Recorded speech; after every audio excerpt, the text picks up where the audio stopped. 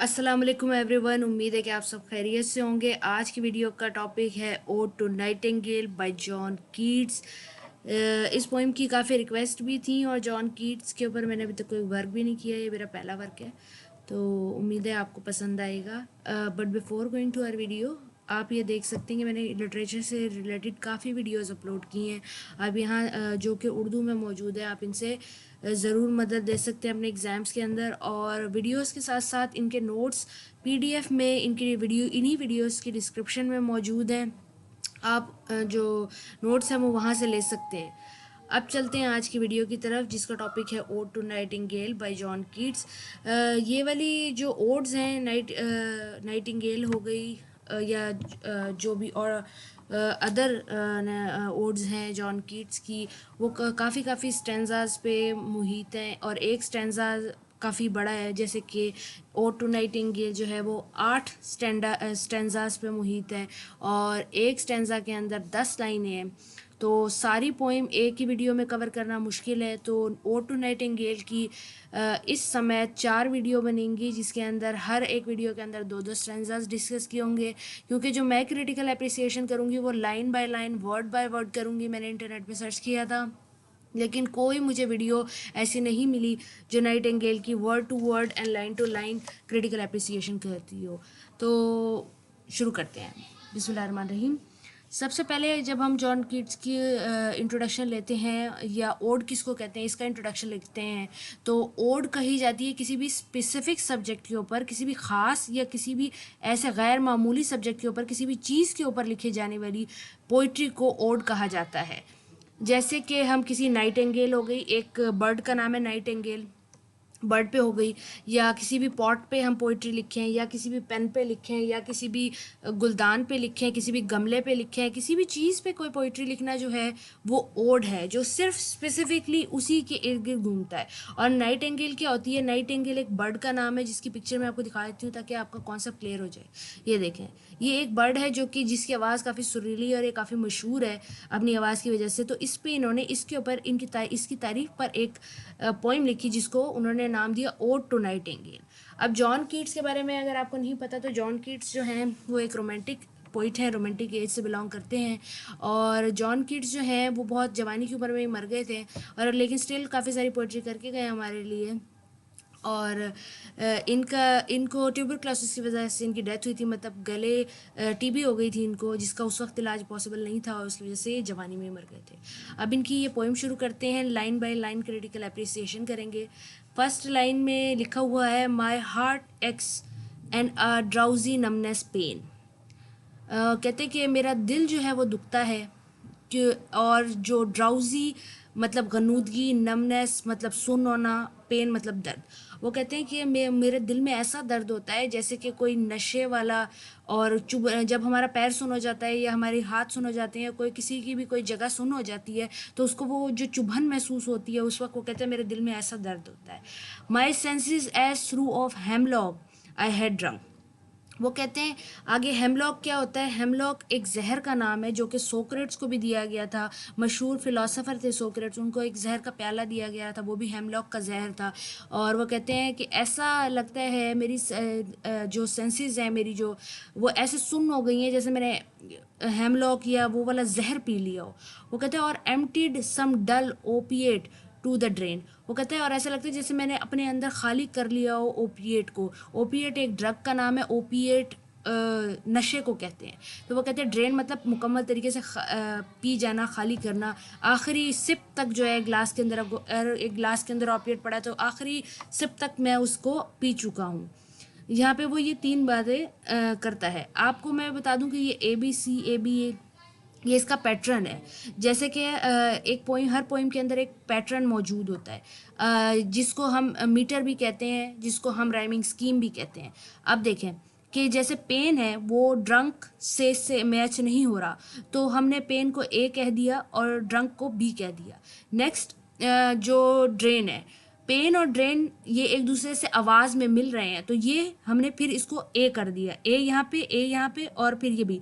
अब हम जब नीचे देखेंगे संक और ड्रंक मिल रहा है, तो ये भी बी हो गया।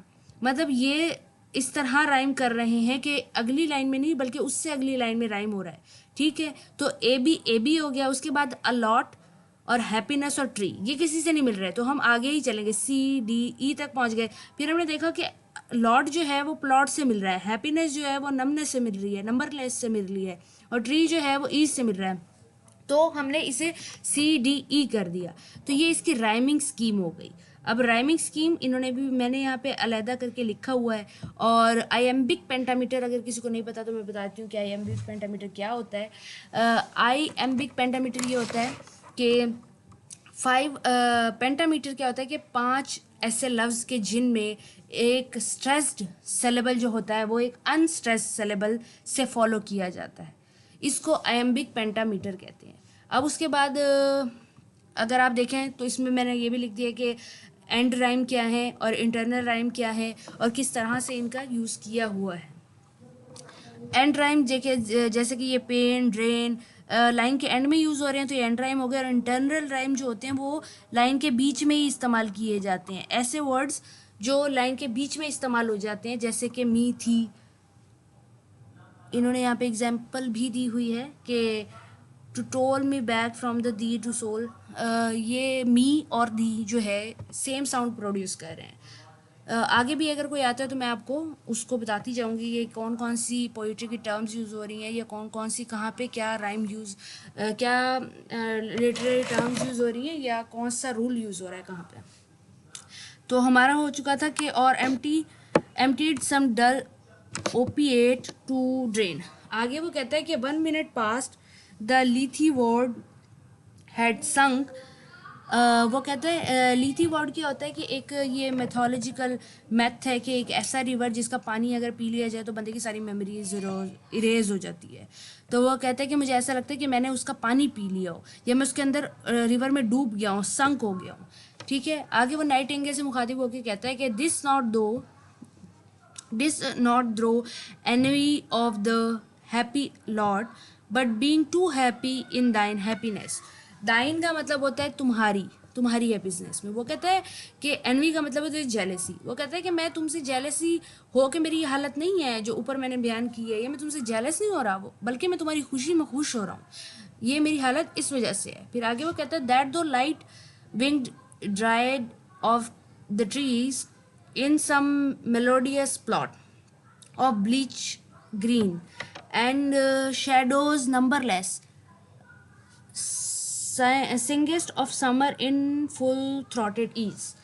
वो आगे कहता है जॉन कीट्स कह रहा है कि लाइटेड विंग का मतलब होता है हल्के पर वाली। हल्के पर वाली कौन है, परों से किससे मुखातिब किया होगा, नाइटिंगेल को मुखातिब किया है।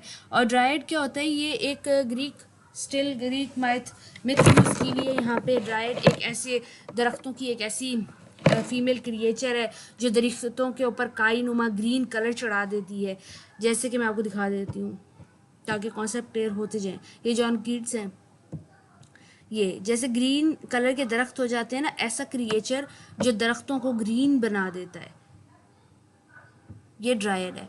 आगे इसकी एग्जांपल देखिए, कहते हैं कि तुम्हारा जो एटमॉस्फेयर है, ये तुम जो दरख्त पे बैठी हो, जितने मेलोडियस तुमने अच्छा सा प्लॉट बनाया हुआ है, जो तुम्हारा सारा एटमॉस्फेयर है और जिसके अंदर ब्लीच ग्रीन कलर के दरख्त हैं, और क्या कहते हैं उसके अंदर बैठ के तुम अपनी पूरी फुल थ्रॉट अपने पूरे गले के साथ समर के अंदर बैठ के गाना गा रही हो इतने आराम से, कितना दिल लुभाने वाला ये दिलचस्प मंजर है ये। आगे वो कहता है कि आगे वो टॉपिक पूरा चेंज कर देते हैं जॉन कीट, और आगे कहते हैं आखिरी से जो 2 लाइन्स हैं उनमें वो पूरे स्टैंजा को कवर करेंगे और क्या कहा है उसको बयान करेंगे। वो कहते हैं O for a draught of vintage that had been cold a long age in the deep delved earth. Draught कहते हैं किसी बर्तन को या किसी ऐसे कंटेनर को कि जिसमें कोई चीज़ रखी जा सकती हो। विंटेज होती है किसी भी ऐसी शराब जो ज़मीन के अंदर रखी जाए या काफ़ी अरसे से पुरानी हो। फिर आगे वो कहता है कि जो कोल्ड लॉन्ग, वो कहते हैं ऐसी शराब ऐसे कंटेनर में, एक कंटेनर में ऐसी शराब जो ज़मीन के अंदर रखे बहुत ज़मीन की तासीर ले ले। फिर वो कहता है tasting of Flora and the country green dance and Provencal song and sunburn mirth. वो कहते हैं कि वो उसका जो जायका है वो फिर फ्लोरा के फूलों जैसा हो जाता है, कंट्री ग्रीन जैसा हो जाता है। ऐसा लगता है उसको पीने के बाद जैसे कोई बंदा डांस कर रहा हो, कोई गाना सुन रहा हो और बहुत खुश हो। फिर वो आगे कहता है O for a beaker full of warm south, full of the true, the blushful Hippocrene. वो कहता है कि ये जो ड्रॉथ यहाँ पे इन्होंने लफ्ज़ इस्तेमाल किया उसी को आगे वो बीकर कह रहा है। वो कहता है full of warm south, warm south मतलब वो शराब जो कि साउथ से आई हुई हो। फिर वो कहता है फुल ऑफ ट्रू एंड ब्लशफुल हिपोक्रीन। हिपोक्रीन यहाँ पे अगेन इन्होंने एक मिथ यूज़ की हुई है ग्रीक की। हिपोक्रेन जो होता है एक ऐसा फाउंटेन है जिसका जो पानी है वो रेड कलर का है। रेड कलर जो है वो वाइन से मुशाबरत दे रहा है। तो वो कह रहा है कि ऐसा यानी कि वो यहाँ पे कंपैरिजन कर रहे हैं एक दूसरे के साथ वाइन का और हिपोक्रीन के वाटर का, कि इनका कलर सेम है। अब ये वार्म साउथ जो है ये जो वाइन से इसको कंपेयर किया जा रहा है, तो ये यहाँ पे मेटाफोर यूज़ किया जा रहा है। समझ आ रही है आपको कि एक वाइन को कह रहे हैं कि वार्म साउथ से जब उससे कंपेयर कर रहे हैं तो वहाँ पे मेटाफोर यूज़ किया जा रहा है। और ये देखें ये दैट दो ये एसोनेंस यूज़ हो रहा है यहाँ पे। मतलब एसोनेंस क्या होता है? एसोनेंस ऐसी लिटरेरी डिवाइस है जिसके अंदर जो सेम कॉन्सोनेंट होते हैं वो एक ही लाइन में रिपीट होते हैं। जैसे द रिपीट हो रहा है तो ये एसोनेंस यहाँ पे यूज़ हो रहा है। और अगर हम इस पहली लाइन को देखें तो वो कहता है my heart aches a drowsy numbness pain. मतलब यहाँ पे वो एक इमेजरी क्रिएट कर, इमेजरी का यूज़ हो रहा है यहाँ पे कि हमें वो ऐसा मंजर कशी कस रहा है। आगे कहता है कि एज हेमलॉक, अगर जैसे हेमलॉक पीने के बाद हुआ होगा, तो मतलब ये यहाँ पे इमेजरी है। तो अपने टॉपिक पे ही रहते हैं, आगे चलते हैं। वो कहता है आगे कि with beaded bubbles winkling at the brim and purple stain mouth. यहाँ पे वो वाइन की बात कर रहे हैं कि वाइन किसी भी कंटेनर में रखी जाती है तो वो बबली सी होती है ऊपर से, और उसके जो ब्रिम है एक विंकिंग ब्रिम उसके इर्द गिर्द प्याले के या जो भी कंटेनर है उसके इर्द गिर्द आ जाता है हार्ड सा। उसके बाद वो कहते हैं कि और उसको पीने के बाद, स्ट्रॉन्ग वाइन पीने के बाद जो पर्पल माउथ हो जाता है, वैसी वाइन के बारे में वो बात कर रहे हैं कि मुझे ऐसी वाइन चाहिए। उसके बाद कहता है दैट आई माइट ड्रिंक, जो मैं पीऊँ and leave the world unseen, और दुनिया में मुझे कोई ना देखे, मैं गायब हो जाऊँ, and with a fade away in the forest dim. वो असल में नाइट एंगल का जो खूबसूरत वर्ड है जो कि वो ऊपर उसने बयान किया, उसके अंदर गुम होना चाहता है। ऐसी शराब दुनिया की या ज़मीन की नेचर की ऐसी शराब पीने के बाद वो नाइट एंगल के वर्ड में गुम होना चाहता है, क्योंकि वो इतना खूबसूरत है जितना कि उसने ऊपर बयान किया है। उम्मीद है कि आपको ये दो स्टैंज़ा समझ आ गए होंगे। अगर कोई गलती वलती हो जाती है तो आप उसे करेक्ट कर सकते हैं कमेंट के अंदर, ताकि बाकियों को भी फ़ायदा हो सके। और जो पोइट्री होती है वो एक बहुत ही वास्ट सब्जेक्ट होता है, आप उसे अपने हिसाब से समझते हैं, जैसा आप समझना उसको चाहते हैं। स्टिल कुछ रूल्स होते हैं जो आप फॉलो करते हैं।